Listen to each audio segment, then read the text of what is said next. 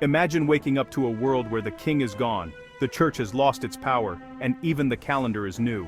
The familiar order you've always known has vanished overnight. The rules that shaped your parents' and grandparents' lives have been swept away, leaving uncertainty and possibility in their place. This was reality for millions in the late 18th century, as the old world crumbled and a new one struggled to be born. Streets once filled with the routines of daily life, now buzzed with rumors, hope, and fear. For centuries, life was predictable, unchanging. You were born a peasant, you died a peasant, and you obeyed your king and priest without question. Generations lived and died under the same traditions, the same burdens. Suddenly, everything changed and the world's foundations trembled. Words like liberty and equality ignited revolutions, spreading like wildfire through cities and villages alike. These ideas inspired people to dream of a different future, one where they could shape their own destinies. This was the birth of the modern age, a time when the world was being reinvented, not just in politics, but in the way people lived, worked, and thought.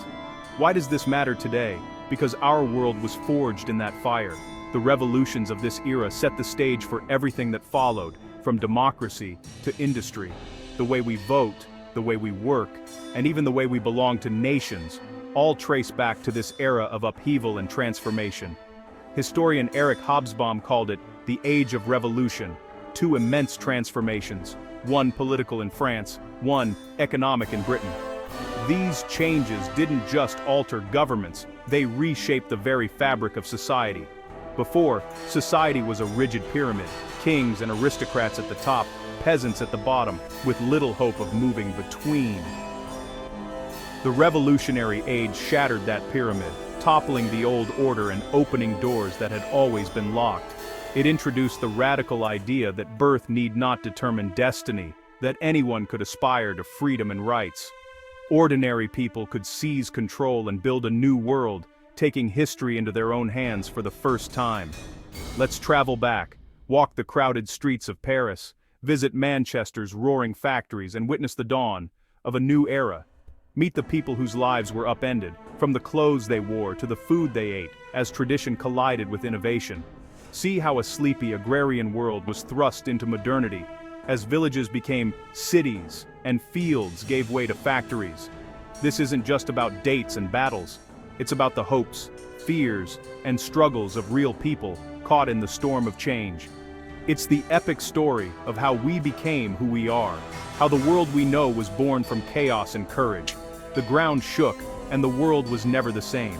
The echoes of that upheaval still shape our lives today. Welcome to the Age of Revolution, a time when everything changed and the future was rewritten. Before the revolution, Europe was a continent ruled by kings, queens, and the ancient traditions of inherited power.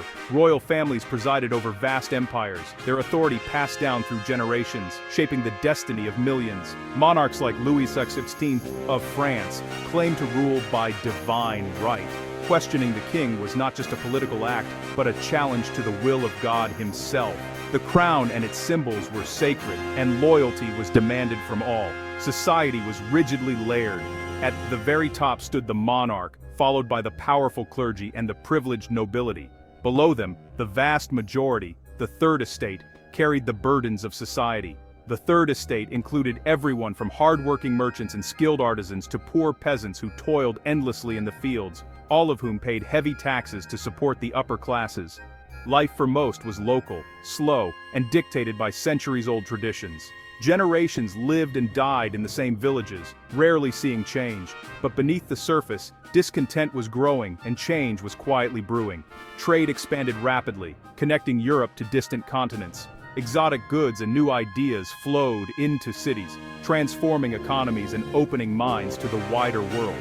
The bourgeoisie, merchants, bankers, and lawyers grew increasingly wealthy from commerce and industry, yet they remained locked out of real political power, fueling frustration and ambition. Enlightenment thinkers began to question everything. They argued for reason, individual rights, and equality, challenging the very foundations of the old order and inspiring hope for a new society. Monarchies struggled under the crushing weight of war debts, while heavy taxes fell mostly on the poor. the rich and powerful often escape these burdens, deepening resentment. In France, a series of bad harvests led to food shortages. Soaring bread prices left families hungry and desperate, pushing the people to the brink of survival. The government teetered on the edge of bankruptcy, unable to provide even the most basic necessities, like bread. Trust in the monarchy was crumbling. The old system, once so powerful and unshakable, was failing before everyone's eyes. The cracks in the foundation were growing wider. Tension filled the air. The stage was set for collapse as anxious crowds gathered and the winds of change began to howl. The world was about to change forever. The dawn of revolution was breaking over France, and nothing would ever be the same again. Historian Eric Hobsbawm saw this era as two revolutions erupting at once. In France, a political volcano exploded liberty, equality, fraternity.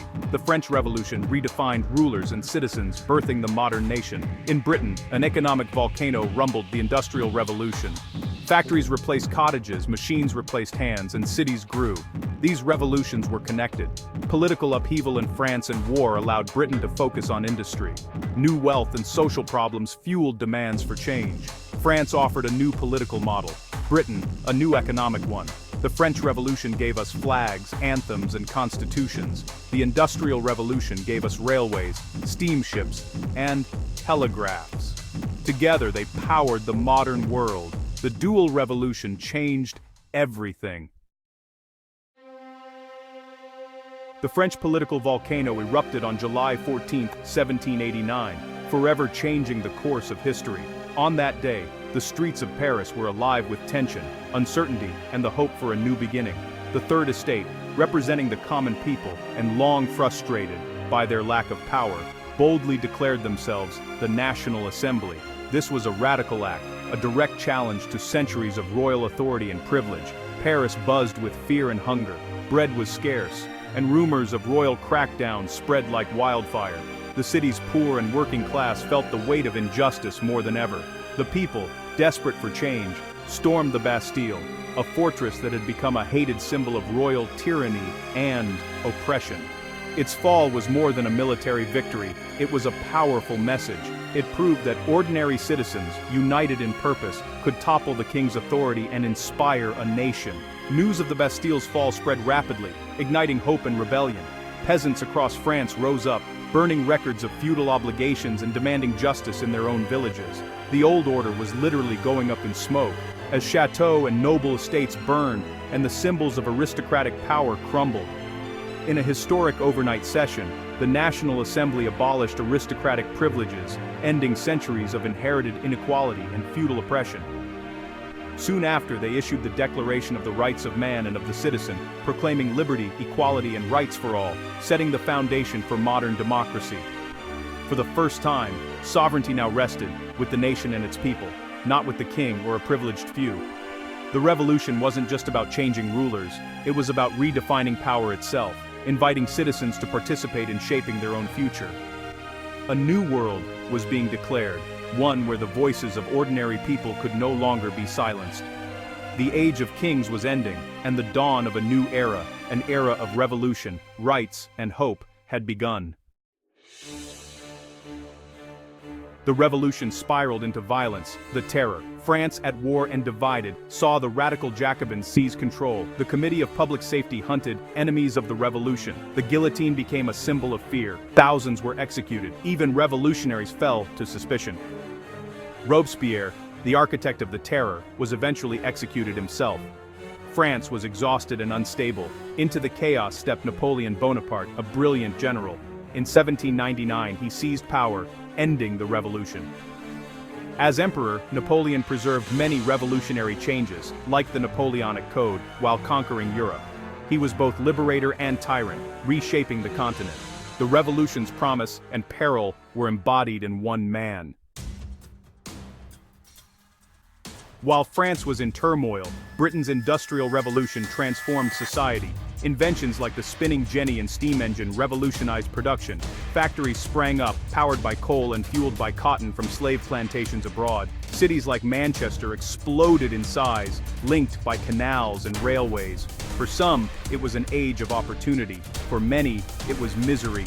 Children worked long hours in dangerous mills, families crowded into filthy slums, plagued by disease. A new working class, the proletariat, emerged while factory owners grew rich. Old social divisions faded, new ones, based on wealth and labor, took their place. Workers began to organize for better conditions. Thinkers like Karl Marx saw inevitable conflict between capitalists and workers. The Industrial Revolution created new wealth and new tensions. The quiet revolution of industry was as transformative as any political upheaval. The dual revolution rewired European society. By 1815, the world was unrecognizable. Nationalism surged. People now saw themselves as part of nations, not just local communities. This idea inspired unification and independence movements across Europe. Monarchies returned, but absolute rule was dead. Constitutions and parliaments were here to stay. The seeds of democracy were planted. Political language changed. Left, right, citizen, nation. Industrial capitalism became the model to follow. Western Europe grew rich. Other regions became suppliers and markets, often through colonialism. The economic gap between rich and poor nations began here. The old aristocracy lost power. The bourgeoisie rose. But the new working class had its own grievances. The stage was set for future struggles between classes and ideologies.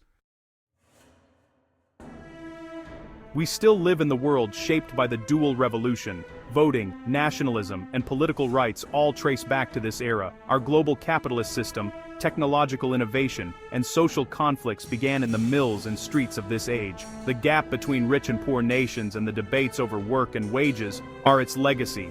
Even our culture and belief in progress come from this time. Hobsbawm showed how people reinvented their world with new ideas and technology. Today, with our own upheavals, we must ask, are we on the brink of a new revolution? What world will we create next?